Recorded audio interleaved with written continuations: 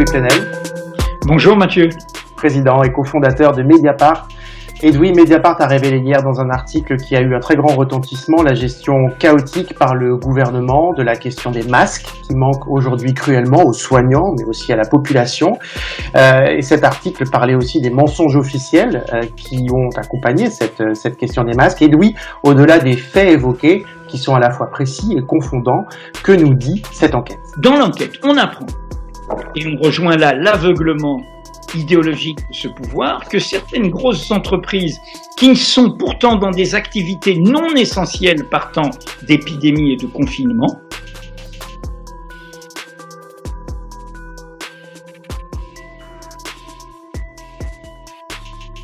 ont eu le dépasse-droit et ont pu, pour leur travail industriel, utiliser des masques, et y compris les masques les plus sophistiqués dont ont besoin les soignants pour se protéger d'éléments toxiques, c'est le cas. Le groupement bananier Banamart a par exemple ainsi pris réception de 39 000 masques pour les ouvriers agricoles. Le lendemain de cette livraison, la CPME annonce à ses quelques 300 adhérents qu'ils peuvent bénéficier d'une proposition commerciale du groupe GBH.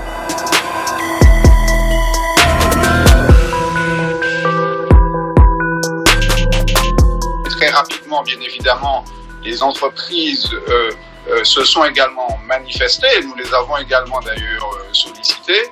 Quelques-unes donc ont pu placer des commandes. Et dépenser des masques dont les soignants avaient besoin. Monsieur Macron, laissez les pharmaciens faire leur travail.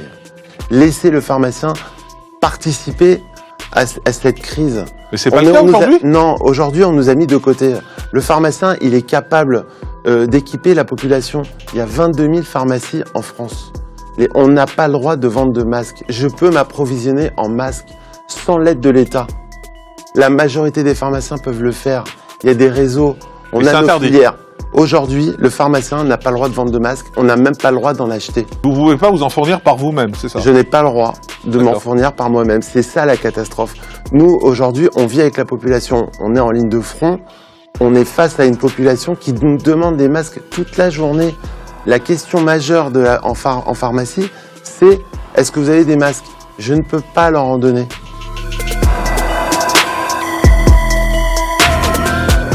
On nous propose des masques toute la journée. Il faut savoir qu'il n'y a pas de rupture de masque. Hors de prix ? Pas du tout, un prix classique du marché. Le prix classique du marché. Un masque aujourd'hui, ça vaut à l'achat peut-être en Chine, un peu plus de 50 centimes. Excusez-moi Bruno Felloux, je comprends rien à ce que vous êtes en train de me dire. Ça fait 3 semaines qu'on nous dit partout qu'il n'y a pas de masque, qu'on n'en trouve pas, etc. Vous arrivez sur ce plateau et vous dites, mais moi des masques, j'en ai quand vous voulez. Quand vous voulez, c'est des masques. Va pas, excusez-moi. Oui, il y a des grandes entreprises aujourd'hui en France qui ont réclamé de pouvoir acheter des masques. Ils les ont eus.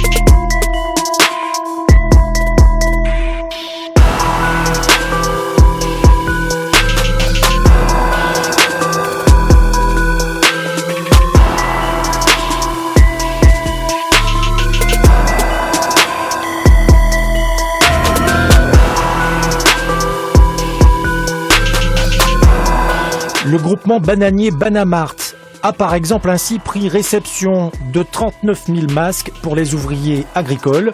Il y a des transporteurs qui amènent des masques en France. Il n'y a pas de risque de pénurie. D'abord, pour les masques dits chirurgicaux, les bleus un peu plissés, en fait, on a des stocks d'État qui ont été réalisés dans des mandatures précédentes, donc ils sont renouvelés, on les a, et on les déstocke progressivement pour s'assurer d'un bon achalandage des officines. Ils ont préféré mentir. Cacher cette pénurie au point d'inventer jusqu'à la porte-parole présidentielle ce mensonge énorme à contre-courant de tout ce que nous disent les soignants, que les masques sont inutiles, que les masques ne protègent pas. Du coup, ils ont démobilisé au cœur même de l'appareil d'État. ils ont accru une sorte de désordre, de lourdeur, de lenteur bureaucratique que décrit en détail notre enquête, en montrant que du coup, c'est pour ça qu'on n'arrive plus à avoir des masques. Il y a des labos qui fabriquent des masques en Chine, il y a des labos qui peuvent nous amener des masques en France, et le pharmacien peut participer. Excusez-moi, c'est le bordel. Excusez-moi, je comprends rien. Non, mais docteur Pérez, excusez-moi, je comprends rien à cette histoire. Il y en a ou il y en a pas des masques? Mais alors, je suis totalement d'accord avec ce qu'il vient de dire. Moi, aujourd'hui, vous savez, je suis journaliste médical, mais aujourd'hui, je reçois des SMS qui m'expliquent que je peux acheter des masques, qu'on connaît les filières, qu'il existe des producteurs qui sont aux normes européennes. On peut en acheter. Maintenant, pourquoi le gouvernement en achète mais veut les réserver? Mais moi, je trouve que cette histoire de masques est la plus scandaleuse depuis le début de cette épidémie. Moi, je propose, excusez-moi, je propose à la limite que l'État veuille s'occuper de l'hôpital avec plaisir. Au contraire, alors, ils pourront acheter des masques pour l'hôpital, mais nous, laisser le pharmacien s'occuper de la population, c'est notre métier. Et puis enfin, cerise sur le gâteau, dans l'enquête, on apprend, et on rejoint là l'aveuglement idéologique de ce pouvoir, que certaines grosses entreprises qui sont pourtant dans des activités non essentielles partant d'épidémies et de confinement, ont eu des passe-droits et ont pu, pour leur travail industriel, utiliser des masques, et y compris les masques les plus sophistiqués dont ont besoin les soignants pour se protéger. Très rapidement, bien évidemment, les entreprises se sont également manifestées, et nous les avons également d'ailleurs sollicitées. Quelques-unes donc ont pu placer des commandes. Moi, j'ai des fournisseurs de masques qui me demandent « Est-ce que tu veux des masques ?» Je leur dis « Je ne peux pas en vendre. » Et la chose la pire qui a été faite, c'est Monsieur Castaner qui a voulu interdire les arrêtés des maires qui demandaient que toutes les personnes portent des masques dans l'espace public.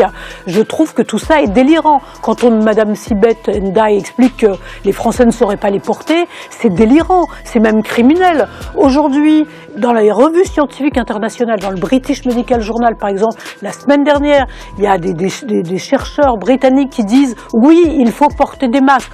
On n'a pas toutes les études contre placebo qui montrent que ça marche, mais bien sûr on sait que ça arrête les postillons qui diffusent le virus dans l'espace public. Des chercheurs dans Nature viennent de publier une étude. Ils ont testé des masques contre différents virus. À l'époque, ils n'avaient pas encore le Covid. Et ils me disent, oui, le masque empêche la diffusion du virus à l'extérieur.